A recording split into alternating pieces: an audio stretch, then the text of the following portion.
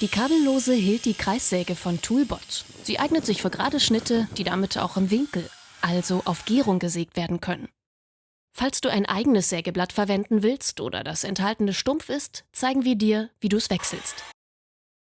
Bevor du das Sägeblatt wechselst, nimm unbedingt den Akku raus. So kann dir nichts passieren. Hier steckt das Werkzeug zum Wechseln. Der Imbusschlüssel. Zwischen Griff und Sägeblatt findest du einen schwarzen Knopf, der verhindert, dass das Sägeblatt sich beim Abschrauben mitdreht.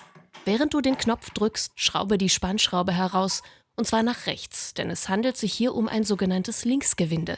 Nach Entfernen der Schraube musst du noch den sogenannten Spannflansch entfernen. Dann einfach das Sägeblatt entfernen, fertig. Zum Einsetzen eines neuen Blattes ziehe zuerst den Sägeblattschutz zurück. Achte darauf, dass die Pfeile auf Blatt und Säge in die gleiche Richtung zeigen. Spannflansch so einsetzen, dass er einrastet und die Schraube links herum eindrehen und mit dem Imbus festziehen. Mit der anderen Hand wieder den Knopf zwischen Griff und Sägeblatt drücken, damit sich das Blatt beim Festziehen nicht mitdreht. Zuletzt noch den Imbusschlüssel zurückstecken und den Akku einsetzen. Fertig. Und nochmal zum Merken: Akku raus, Imbus raus, Knopf drücken, nach rechts abdrehen, Schraube und Flansch ab, Schutz zurückziehen, Blatt raus.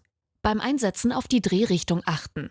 Flansch einsetzen, Schraube nach links drehen, Knopf drücken und festziehen, Imbus zurück, Akku rein, fertig. Zum Thema Sicherheit und wie man grundlegend eine Kreissäge benutzt, findest du weitere Videos in der Toolbot-App und auf YouTube.